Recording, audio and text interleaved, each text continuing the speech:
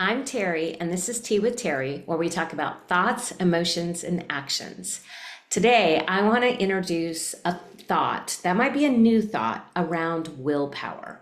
So let's talk about willpower for a moment. You might have heard statements such as, willpower is finite, willpower runs out, willpower is akin to white knuckling it, willpower is not a strategy. And I want to introduce a new thought around willpower because we're actually discovering that willpower is much more akin to a muscle than it is to a white knuckling strategy. And with a muscle, we can build up more strength. And the reality is that we often rely on willpower throughout our life, and even sometimes throughout a single day. So first of all, the definition of willpower is the ability to resist short-term temptation in order to meet long-term goals. And this is really powerful because it puts willpower in that very narrow slot of resisting something in order for gain. So it's not the same as determination. And while it might be a little bit similar to white knuckling, like we're just holding on for dear life that we don't give in to the temptation. Since willpower is like a muscle, we can increase the ability to use willpower. But willpower, like a muscle, can also weaken over time, weaken with use. While we can get stronger when we build our muscles, we can't go forever just with strength.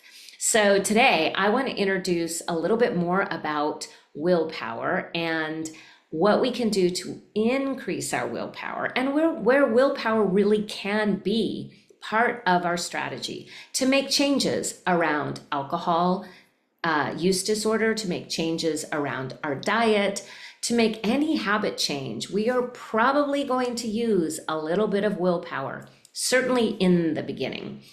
So it's interesting to think about willpower in terms of what part of the brain we're using.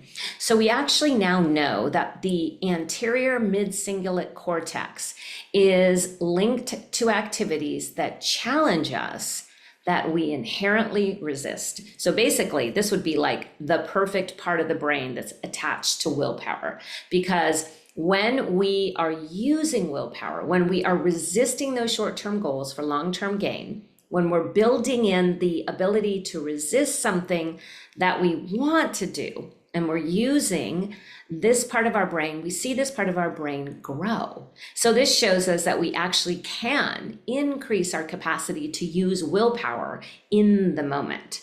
And so this is where the concept of willpower gains a new tangible dimension. It's not just about doing more work.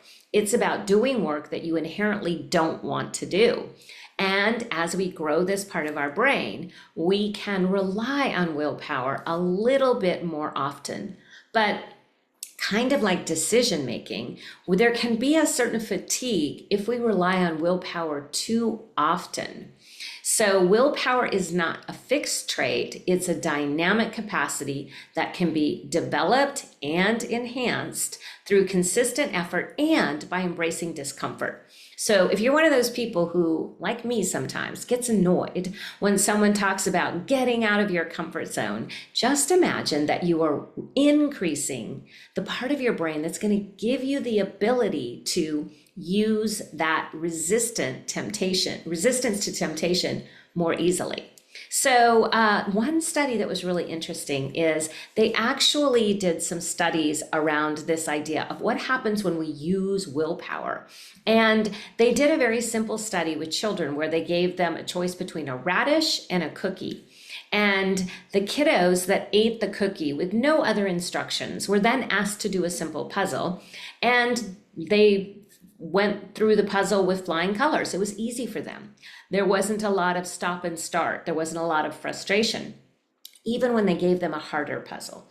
But the children who were told they can't eat the cookie, they had to eat the radish or nothing at all. Then when they asked them to do the same puzzle, they found the children got more frustrated and more they gave up more easily. And especially when they gave them a harder puzzle, many of the children just wanted to get out of the situation and were not interested in trying to use their abilities. So it shows that when we use willpower, we are diminishing some of our capability to do harder tasks. So while willpower can be strengthened and used, we want to use it judiciously and wisely. So how can we strengthen our willpower? So it's not about suppressing thoughts, it's about changing our action. So just remember that if you think, oh, don't think about that, don't think about that, don't think about having a drink, don't think about having a cookie, don't think about staying up late, don't think about looking at your smartphone. Suppressing that thought alone is not willpower. Willpower is when we actually change our action. Rule breaking and loss of willpower is contagious. So if you are running with a group of people, if you're in a crowd, we can see where peer pressure comes in, right? So if you're spending a lot of time with someone who kind of blows off the rules easily, you may want to reconsider that while you're making a habit change, particularly around something like a health goal or taking a break from alcohol. The third way is that self-compassion boosts self-control. So being kinder to yourself, speaking gently to yourself, giving yourself extra love and TLC can be really helpful while we are building this self-control. When we remove temptations, we're going to have less overall willpower challenges. I often talk to my nutrition clients about if you want to eat good food, have good food in the house. If you want to not drink tonight, get alcohol out of the house. So set your environment up for success. And then make commitments during your high willpower moments. For many of us, this is first thing in the day. So set your intention, maybe even create an accountability, such as texting a friend to join you at the gym at 5 o'clock. And that way, when 5 o'clock rolls around, we don't have to use any willpower to get to the gym because we've already made the commitment.